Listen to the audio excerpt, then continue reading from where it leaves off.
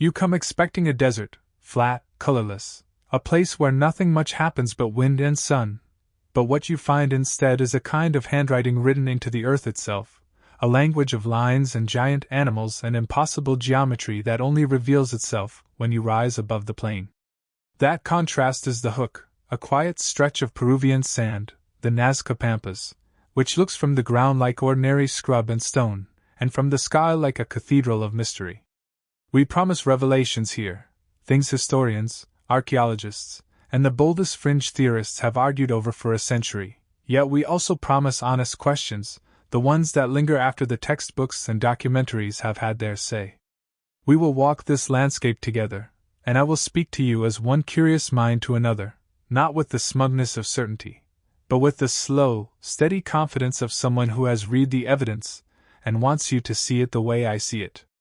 Picture the sun slanting off hard-packed earth, picture fog clinging to the fields at dawn, picture a single line so straight it seems to have been drawn with a ruler as long as a highway. Imagine the hush that falls when a researcher first notices a hummingbird the size of a city block. You will learn dates and measurements and cultural names, but you will also be invited to sense the uncanny, the way a child feels when an ordinary object is revealed to be part of a secret code. And yes, we will surface the most sensational claims, giants, lost tribes, visitors from beyond, but we will always return to the evidence. Together we'll hold wonder and skepticism in our hands like two stones and let them strike sparks. The Nazca Plain is not a stage set created for tourists, it is an ancient landscape altered by human hands over centuries.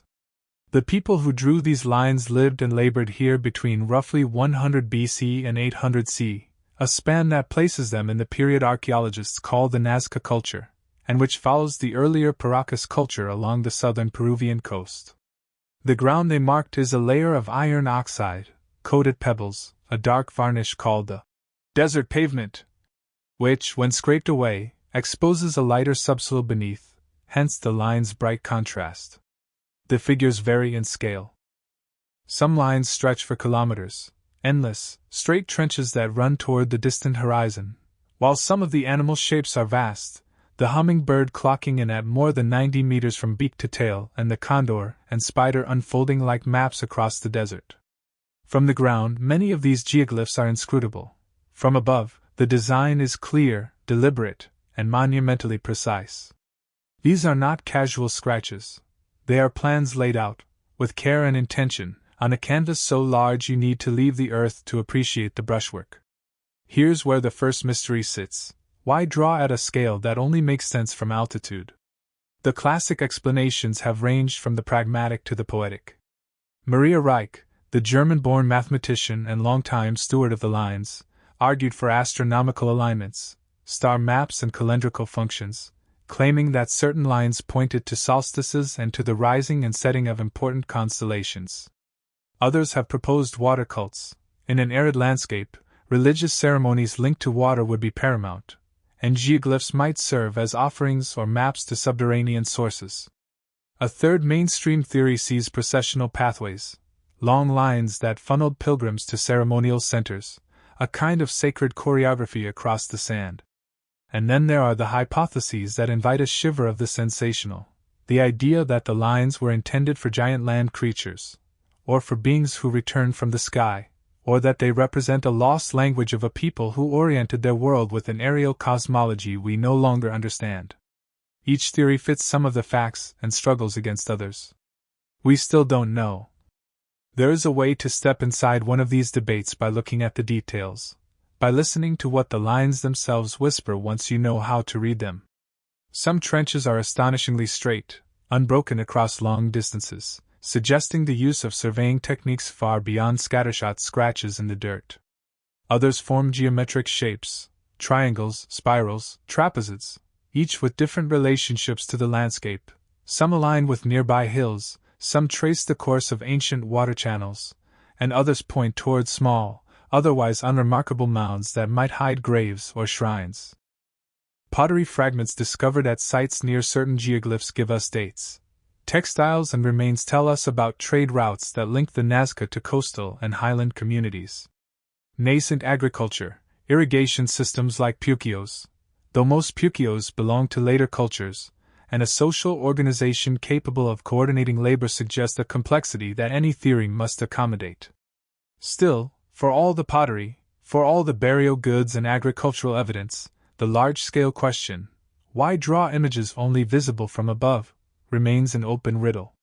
Now, let's be fair, some of the wilder claims break down under scrutiny. Giant skeletons and apocryphal treasure troves, the stuff of pulp magazines, are not supported by the peer-reviewed record. But mythic elements persist precisely because the geoglyphs look like messages sent to the sky, messages that appear to require recipients with aerial vantage points. That invites speculation: lost tribes with giant telescopes? Ancient voyagers with crop-dusting machines? Aliens? These stick in popular imagination because they explain the fundamental oddity in a single, dramatic stroke. And yet, when we slow down and let the Nazca people's own material culture speak, through textiles decorated with recurring motifs, through ceremonial architecture and irrigation attempts, we see patterns that are less fantastic and more human. They were people addressing existential problems: drought, resource distribution, social cohesion, cosmic order. Picture yourself walking the foggy trail at dawn, the plain cool and vast before the sun pulls its light across the lines. You can almost feel the hands that scrape gently at the surface, the patient choreography of a work that would take generations. We still don't know. There is a particular place on the pampas that brings this tension into focus: a series of long straight lines that cross at odd angles, some ending at small mounds, some fading into the pebbled plain.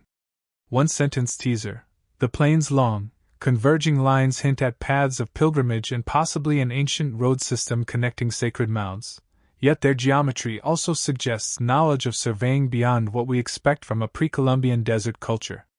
In historical terms, the lines fall into a period of cultural fluorescence and environmental stress. Radiocarbon dates cluster around the early century C, the same era when the Nazca culture was producing fine polychrome ceramics, weaving elaborate textiles, and adapting to a climate that fluctuated between relative abundance and harsh drought. The scale measurements matter. Some straight lines extend for 12, 15, sometimes more than 20 kilometers, while individual geoglyphs, monkeys, spiders, herons, span tens of meters across.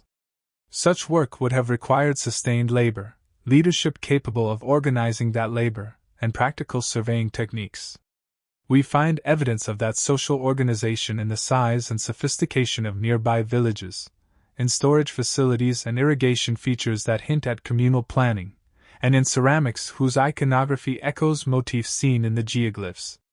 But here's where it gets tricky: the tools left behind, stone tools, fiber cords, wooden stakes, are simple, yet they could have been used to make remarkably straight lines when combined with basic geometric methods. A system of sighting along fixed points, or pacing out distances with calibrated cords, could produce long straight trenches. That settles one technical objection: you don't need metal theodolites to lay out kilometers of near straight lines. At the same time, the choice to create animal figures at such a scale, sometimes with limbs and proportions so stylized they verge on the abstract, feels deliberate in a way that pure utility would not explain. Why a condor whose wingspan is the length of a soccer field? Why a spider whose legs trace a complex web across the sand? Key discoveries: burials with offerings that match iconography in the lines, the clustering of certain motifs near water sources, the occurrence of astronomical motifs on ceramics, push us toward multifunctional explanations: ritual, astronomical marking, social communication. Multiple competing theories therefore persist, and the debate is lively. The astronomical camp seeks correlations between line directions and celestial events. The ritual camp looks at ethnographic analogues where processional routes and sacred geographies express cosmology. The ecological camp sees a symbolic map tied to water. We still don't know. Ask an archaeologist what they find most compelling about the Nazca, and they often point to context. The lines don't float in isolation. They appear in a landscape of terraces, of burial platforms, of small enclosures that might have been shrines.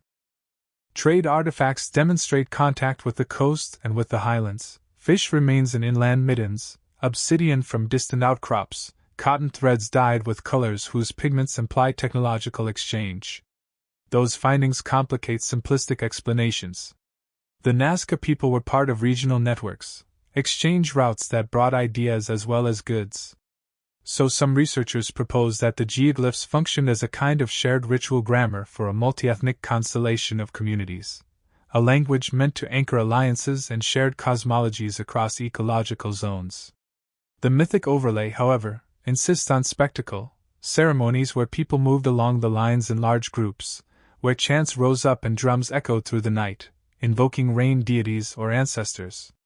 Picture yourself walking that procession at dawn, the ground cold beneath your sandals, the desert air tasting like metal, the first light outlining the scratch of a condor's wing across the plain. We still don't know.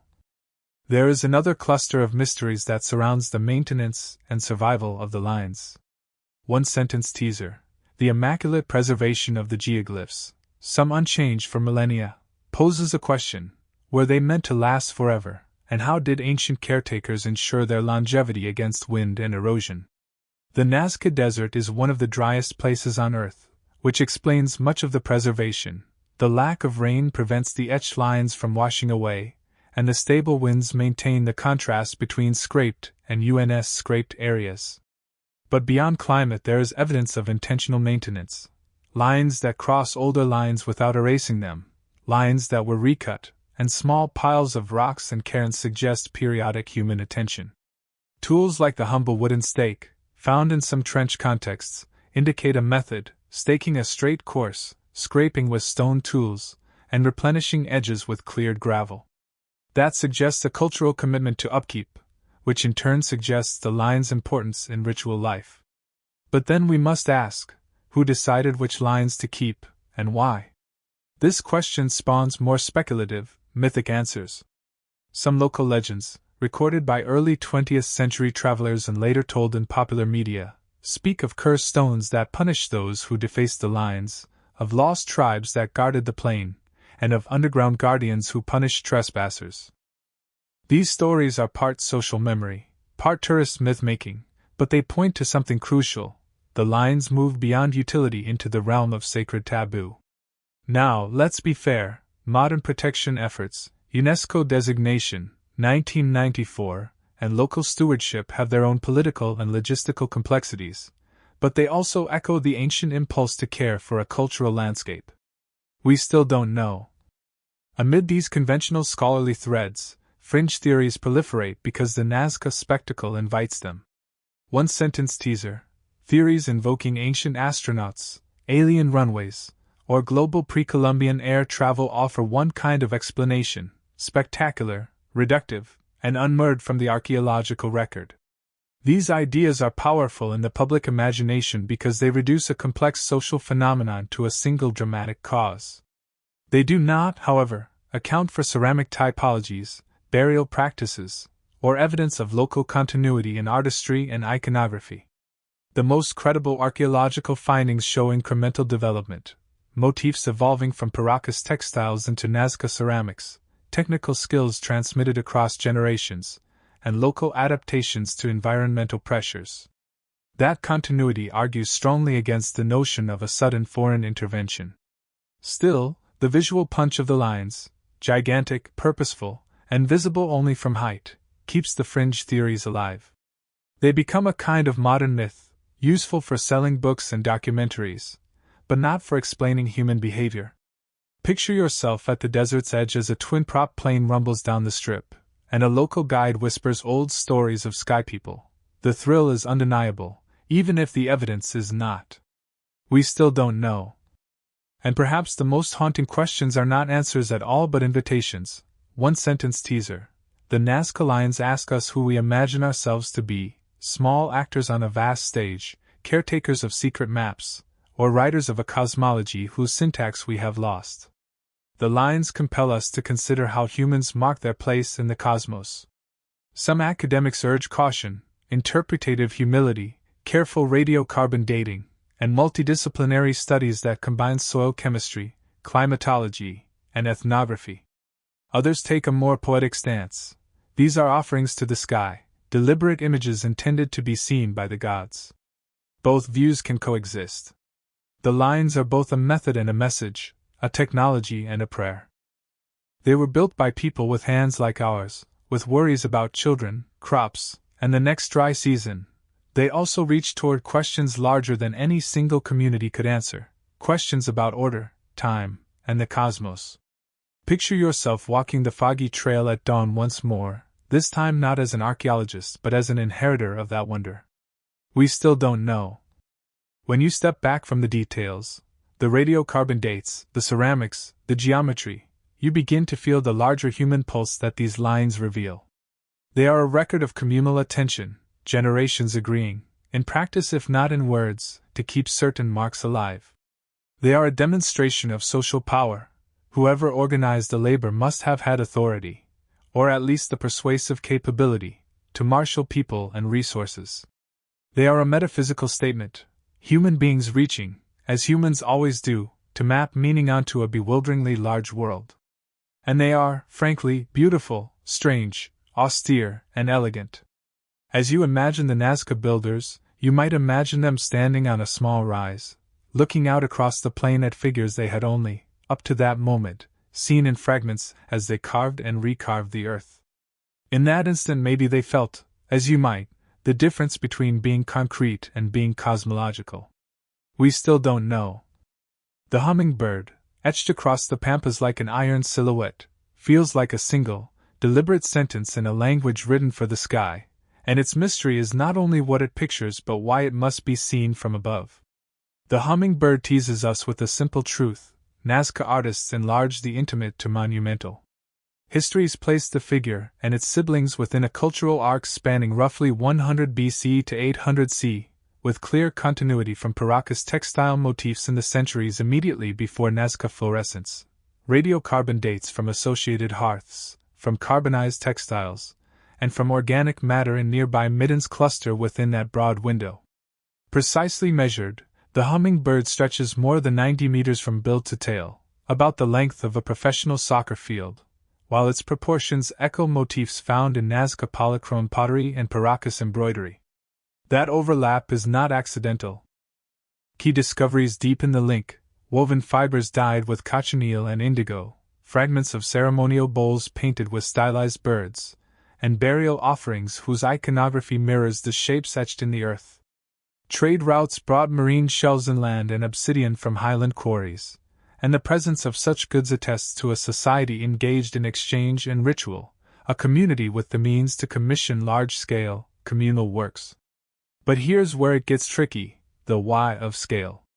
Some experts read the bird as a cosmogram, a symbol of mythic beings who traverse different realms.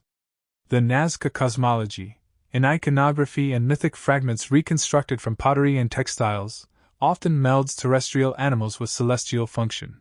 Birds carry meaning as liminal creatures able to traverse sky and land. The astronomical theory, pushed by early investigators who admired Maria Reich's work, sees some line orientations as correlating with solar and stellar events, solstices, the rising of important constellations, perhaps markers for seasonal cycles crucial to agriculture. Another camp emphasizes ritual pathways. Long lines that converge near the bird could have been processional lanes for people to walk, a choreography of pilgrimage in which the image becomes visible only after a communicative act, after the procession binds people together, and their movement writes the ritual. Yet another view ties the figures to water cults. In an arid environment, imagery invoking animals associated with water, fertility, or weather may be part of supplication rituals to coax rain. Each fits some evidence while straining against others. The bird's geometry is too precise to be mere chance, yet the lack of permanent architecture directly atop many figures complicates purely civic interpretations. Now, let's be fair, the line's preservation owes in part to the Nazca Desert's hyperidity, but it also suggests repeated human maintenance, recutting and reclearing that implies social value and ritual attention across generations. Then there are the mythic layers that refuse to be marginalized. Local stories, some recorded by early 20th century travelers, others emerging in later oral tradition, speak of sky people and guardians who watched the plane. Popular culture amplifies these tales into accounts of pilots who said the lines appeared to glow at dawn, or of unexplained lights seen over the pampas at night.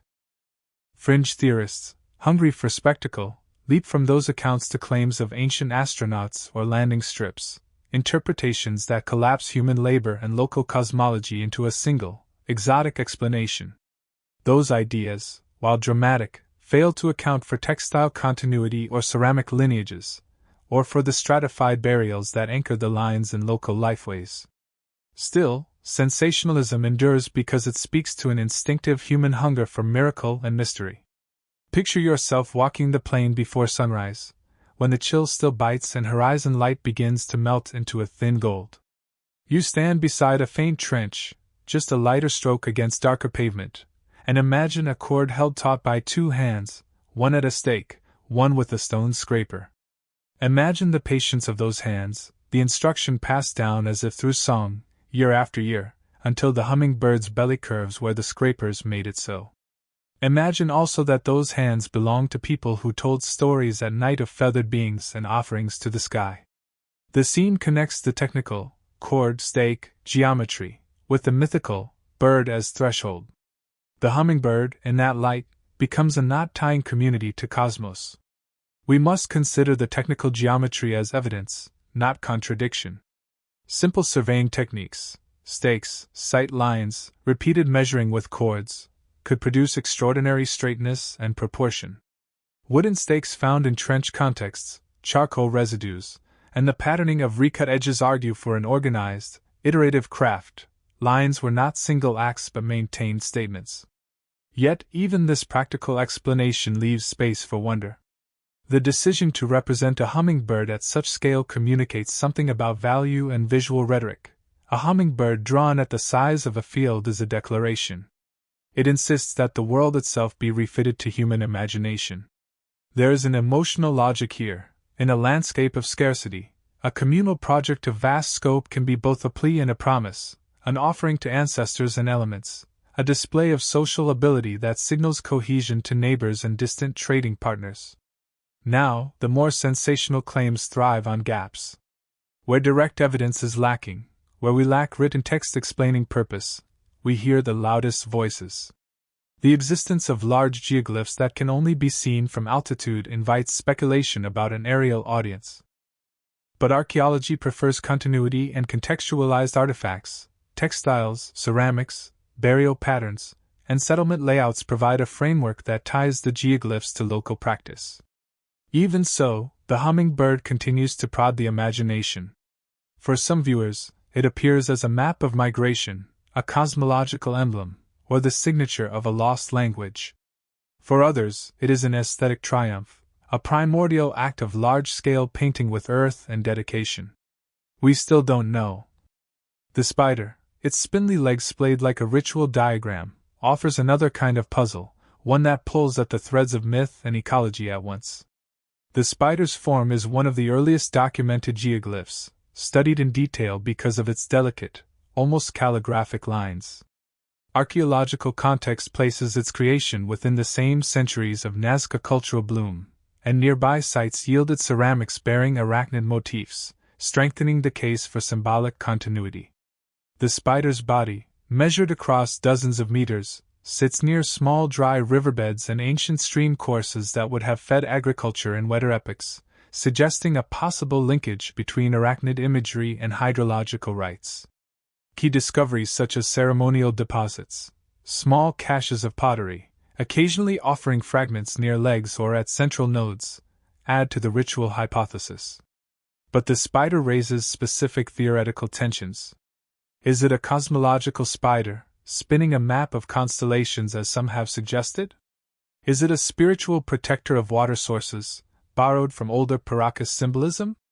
Or is it a marker of an underworld route, a web linking sacred mounds and subterranean springs? But here's where it gets tricky. Interpretations sometimes reflect the interpreter's own cultural lens. Scholars versed in Andean cosmology note that many pre-Columbian worlds did not draw strict lines between animal, landscape, and cosmos. Creatures could symbolize forces, seasons, and social roles simultaneously. The spider's web, then, could be both literal and metaphorical, a web of irrigation channels and a cosmological net that held the seasons. Another theory that has become popular in non-academic circles imagines the spider as a monstrous guardian, an embodiment of a giant local deity who punished transgressors. Those stories feed modern ghost tales. Guides and tourists recount nighttime accounts of fevered workers, seen in dreams, or of strange footprints near geoglyphs. Archaeologically, however, there is scant evidence for ritual violence or gigantic cultic statuary to support the more lurid legends. The spider's legs intersect with other lines in ways that suggest compositional choices, negative space, focal points, and in that design we find both human artistry and sacred instruction. Picture yourself kneeling at the base of one of the spider's legs, the gravel cold beneath you, and imagine the first light perfuming the desert plain. A researcher points out faint recut marks, a local elder hums a remembered chant, a wind pushes scoured sand into the line like water through a sieve. In that moment the spider becomes an instrument of memory, a pattern place where humans perform continuity. The web functions as a mnemonic, a map of relationships, between people, to water, to stars. But the spider also keeps its silence, resisting clean accounts. There is an ache in that silence, the gap between our urge to narrate and the plain's stubborn refusal to tell a single story. We still don't know. The monkey, with its curling tail and human-like posture, leans into another register, one that foregrounds artistic play and social meaning. Seen in aerial photographs, the monkey's tail spirals like a signature. From ground level, bits of the composition are visible as faint scrapes and stony ridges. This figure clusters near sites where domestic residues, shell middens, maize husks, and bone fragments, suggest feasting or ritual consumption. The monkey appears in pottery painting as a trickster or intermediary in some iconographic sequences, and that resonates with ethnographic parallels where primate-like beings mediate between worlds. Theories swing between playful and sacred. Is the monkey a celebratory emblem tied to fertility and abundance, or a representation of a trickster myth? Does it mark a site of communal feasting, or is it a cosmological actor in an epic encoded in the land? Now, let's be fair. Fringe narratives have sometimes appropriated the monkey to claim unknown science experiments or lost races, but material culture, burials, textiles, and pottery keeps bringing us back to human stories. Evidence points to locally developed symbolic systems that drew on motifs familiar across the southern Peruvian coasts. The monkey's precise execution demonstrates a practiced aesthetic and suggests artists with well-developed visual rules. Picture yourself tracing the curve of that tail, imagining the hands that scraped it. How many hands, how many seasons? The tail could be a flourish inserted by a master artisan, a communal signature that shaped identity in a world of shifting resources. That flourish, like all the lines, is a place where craftsmanship meets cosmology. We still don't know. Across these animal figures runs a current of human longing, to order a threatening world, to make visible invisible connections, to write down a cosmology with nothing but stones and patience. Bird, spider, monkey, they are images of a people negotiating scarcity and season, connecting village to plateau, ritual to resource. The artifacts beside them, bowls with repeating patterns, textiles with mirrored motifs, suggest overlapping registers of meaning. At the same time, the geoglyphs resist singular narratives. They are polysemous, ripe for multiple readings. Their creators combine practical methods and cosmic thought, and the result is both deeply local and unnervingly global in effect. Picture yourself standing at a high viewing mound as the sun climbs and the figures become stark black-on-white scripts upon the earth. You feel, perhaps, the same mixture of practicality and reverence that animated the creators. We still don't know. The condor spreads across the plain like a black star, its wings a measured sweep that seems to divide earth from sky, and the first whisper of its mystery is this: here is a bird that, in scale and stance, speaks of power and passage. The condor's wingspan, measured across the earth in photographic surveys, reaches well over 60 meters, and its outstretched posture recurs in Nazca iconography on ceramics and textiles where the bird often appears linked to chthonic symbols and solar emblems. Radiocarbon dates from surrounding hearths and associated burial grounds place activity in the same centuries of Nazca cultural vitality, roughly 1st through 7th centuries C., while the continuity from Paracas motifs suggests a lineage of visual ideas migrating and mutating across generations. Key discoveries near Condor geoglyphs include ritual deposits, small caches of ceramics and shell offerings, indicating that particular figures may have acted as focal points for offerings or ceremonies. Trade evidence: marine shells carried inland, obsidian flakes from distant highland quarries, demonstrates the reach of exchange networks and hints at a society capable of projecting its symbols beyond isolated hamlets. But here's where it gets tricky. The condor, majestic and aeriform on the ground, raises questions about intent and audience. Some archaeologists emphasize cosmology, the condor as a sky and underworld mediator, carrying souls and messages between realms. Others see it as a territorial or political symbol, perhaps marking a sphere of influence, or memorializing a clan's totem in a language meant for rivals and allies alike. Yet another hypothesis suggests astronomical purpose, wings aligned to solar events, or to the paths of important stars used for calendrical reckoning. The mythic threads tighten the knot. Condors appear in Andean myth as carriers of the dead, as guardians who bridge worlds, and in popular retellings they are sometimes linked to lost tribes whose rites involved enormous effigies only visible from above. Picture yourself hovering in a small plane as the condor resolves from a labyrinth of lines into a single, solemn form. Imagine the hush in the cabin as someone whispers, "They made this for the sky." That image forces a reflective insight. The condor is both symbol and spectacle, a public claim on the vertical axis of existence.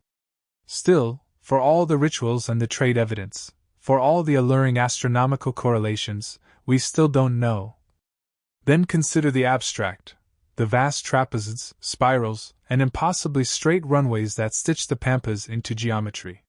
One-sentence tease: the geometric figures, trapezoids that open like mouths, spirals that pull the eye inward, and lines so straight they could be measured with modern instruments, pose the technical question of how and why such precision was achieved, and the cultural question of what such geometry meant.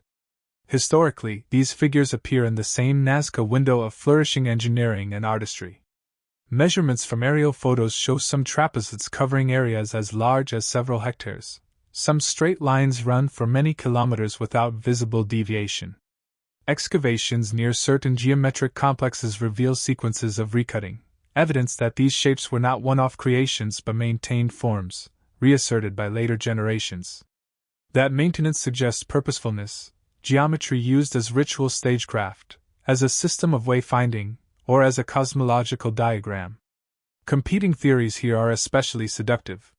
One practical camp suggests survey techniques, sight lines established with stakes and cords, repeated pacing, and perhaps the use of simple angular measurements that could produce startlingly long straight lines. Another views the shapes as ritual enclosures, place-like diagrams used to marshal processions or to delineate sacred space for ceremonies tied to agricultural cycles. A third theory, less mainstream but influential in public discourse, claims that the geometry served as signals or runways for craft or beings from the sky, an idea that collapses under archaeological weight given the continuity of local material culture. Mythic elements congregate around these shapes. They are described in local lore as mouths to the underworld, as giant spider threads, as the footprints of gods. Picture yourself standing at the rim of a broad trapezoid, feeling the desert wind filling the shape like an invisible sail, and consider the human labor required to lay such a form down. Stakes, scrapers, coordinated hands moved in rhythm across weeks and years. That image returns us to a reflective insight. Precision need not imply foreignness. It can express domestic discipline turned toward the sacred. Still, for all the surveying experiments recreated by modern archaeologists, for all the recut edges and ceremonial deposits, we still don't know. Water is the story that often runs beneath the visible one, the subterranean current that shapes belief as surely as any etched line. One-sentence tease: in a landscape defined by scarcity, the Nazca geoglyphs may be a cartography of water, markers, appeals, and social maps for scarce resources that determined life and death. The Nazca Plains climate history is complex. Paleoclimatic data show periods of relative humidity and times of extended drought, and these oscillations would have had direct impact on agriculture and settlement patterns. Archaeologists find irrigation features, agricultural terraces, and storage structures that testify to intensive resource management. Trade in marine goods further suggests reliance on wide-ranging exchange to feed inland communities. Researchers have argued that certain lines and figures align with ancient aquifers, underground channels, or the courses of ephemeral streams, suggesting the geoglyphs could be mnemonic devices for locating or venerating water sources. Ethnographers point to Andean traditions where shrines and offerings are placed near springs and where topographic features are sacralized as carriers of life. But here's where it gets tricky. Proving direct correlation between a specific geoglyph and a subterranean spring is hard. Water tables shift, ancient channels become buried, and modern development distorts landscapes. Competing hypotheses therefore coexist: symbolic water cults using animal motifs associated with freshwater, herons, fish, to invoke rain, practical signposts for pastoral groups indicating routes to seasonal water, and hybrid models where sacred markers doubled as practical community memory aids. Mythic tales deepen the resonance: stories of cursed wells guarded by spirits, of ancestral divers who navigated hidden rivers, of secret rituals performed to wake sleeping waters. Picture yourself kneeling at a shallow depression where a line makes a jagged turn, feeling the dust smell faintly of mineral and sea, as if the earth remembers a time when water was nearer the surface.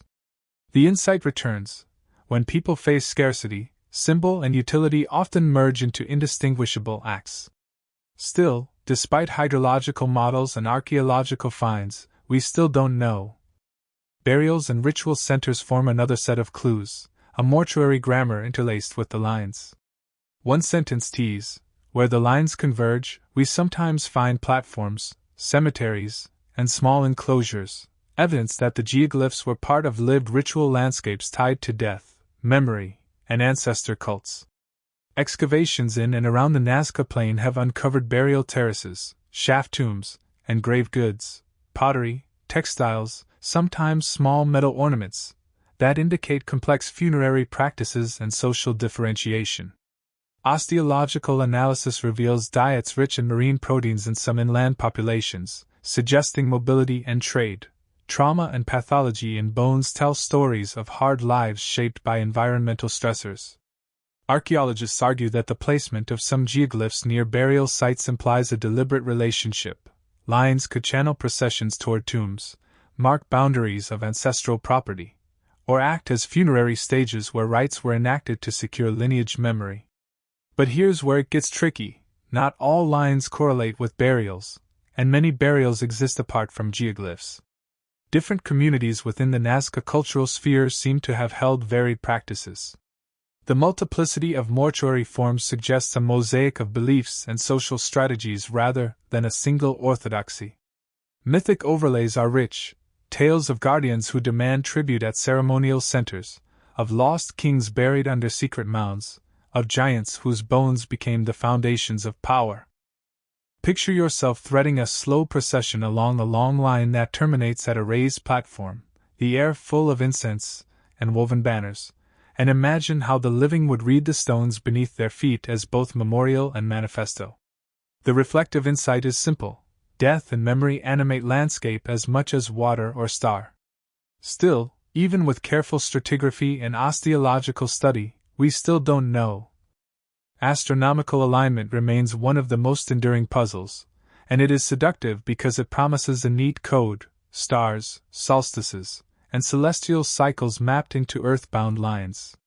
One sentence tease: if the geoglyphs encode astronomical knowledge, they would demonstrate an expansive cosmology where seasonal rhythms and celestial movement were literally written into the ground. Observers like Maria Reich, and many scholars since, have noted correlations between some lines and solar phenomena, sunrise or sunset positions at solstices and equinoxes, and proposed that the lines could have functioned as observatories, calendars, or ritual targeting for seasonal events. Archaeological support comes in the form of calendrical artifacts, recurring solar iconography on ceramics, and ethnographic parallels from other Andean cultures where celestial bodies play central roles in agricultural timing. But here's where it gets tricky: correlation does not equal intention. The Pampas offer many sight lines. Given enough lines and enough stars, coincidences emerge.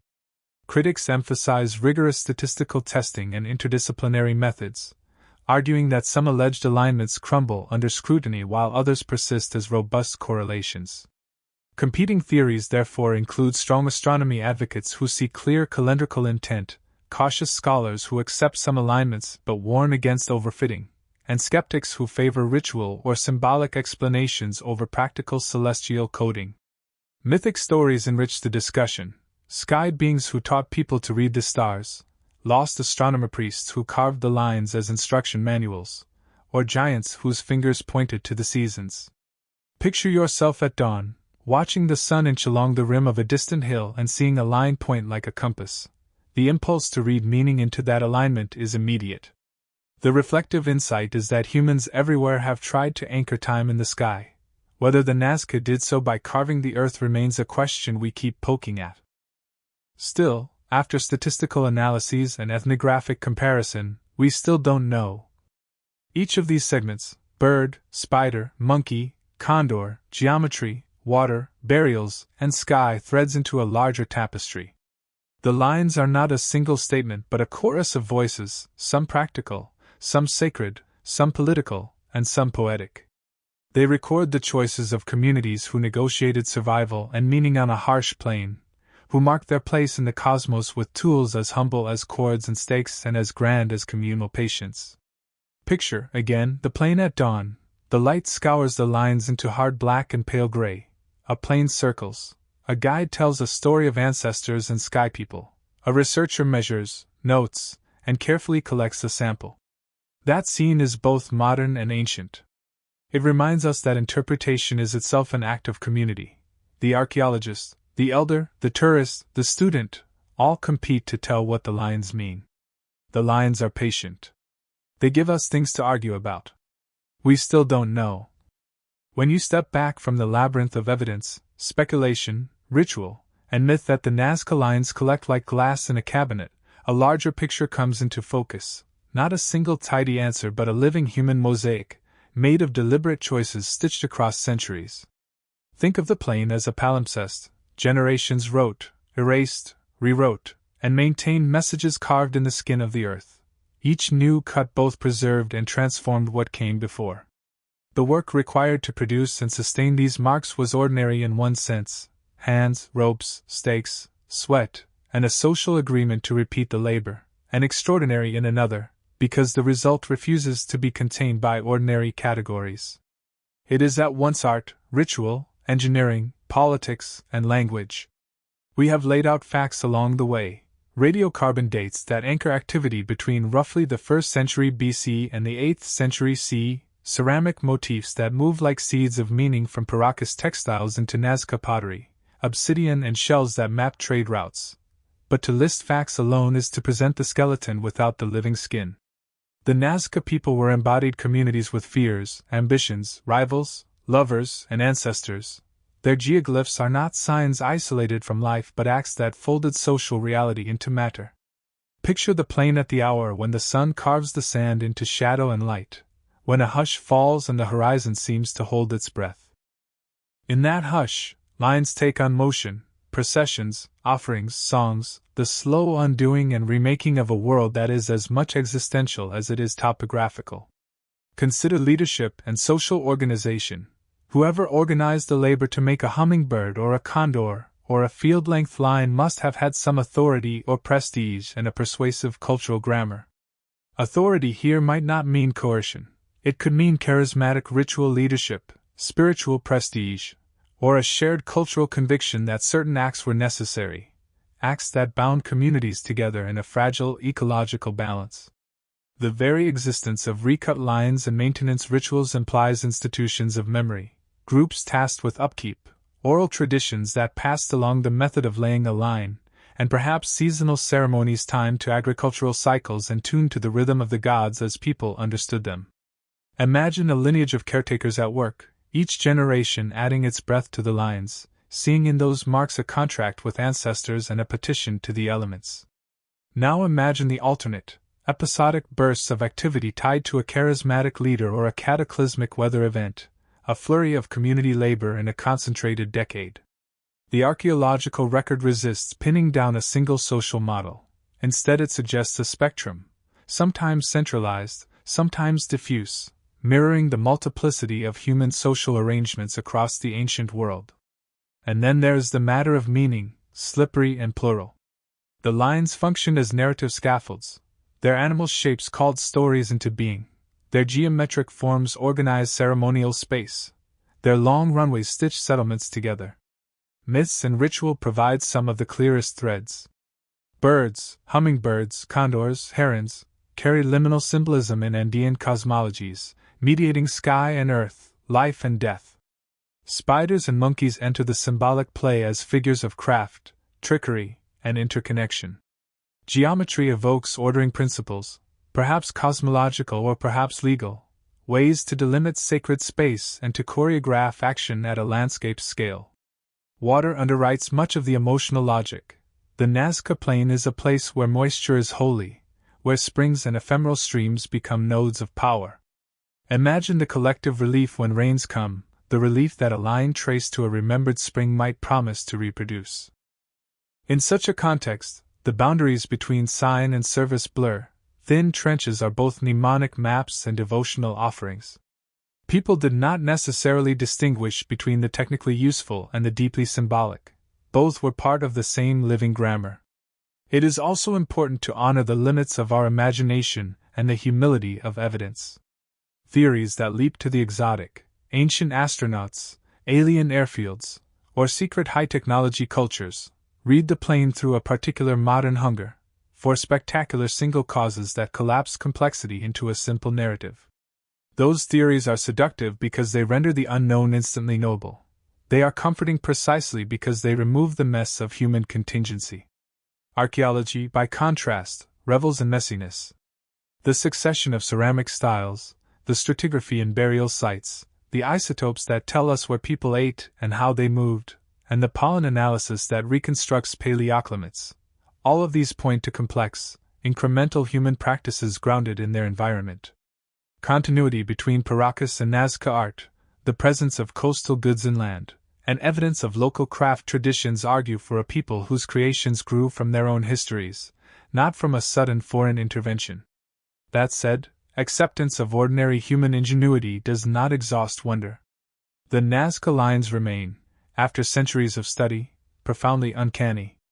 They direct our gaze upward and outward, inviting us to imagine larger frames, cosmic calendars, ancestor-summoning rituals, performative displays of social power, that are wholly human yet reach into the sublime. There is also an ethical dimension to how we interpret and steward these places.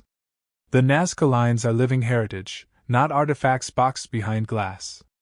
For local communities, the Pampas are part of a remembered and present landscape, a repository of meaning that modern tourism and global fame both illuminate and threaten.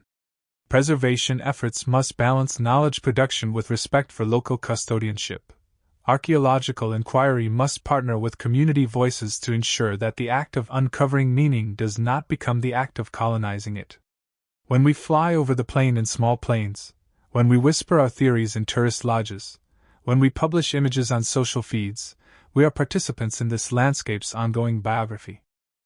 The ethical stakes are not trivial. Erosion from flights, foot traffic, and infrastructure can harm lines that have endured for a millennium.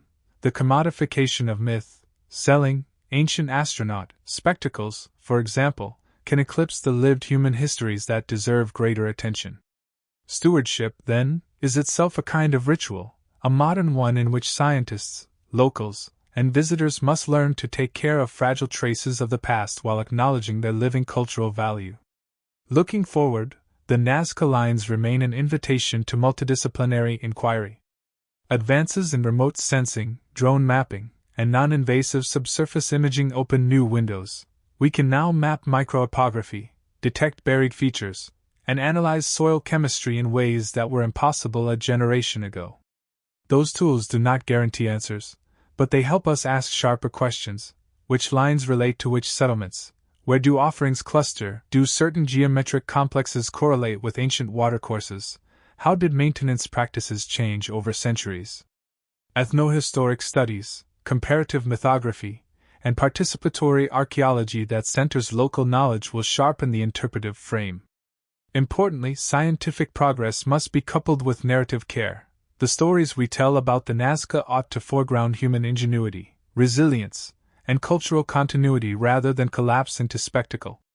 Ultimately, why do these mysteries matter to us, here and now, thousands of years after the last line was lovingly scraped? They matter because they are a mirror. The Nazca Lines ask us to consider how any community writes itself into the world. They model how people make meaning not with parchment or code but with land, labor, and collective memory. They remind us that the human desire to order time and space, to petition forces beyond our control, and to assert identity through symbol is timeless.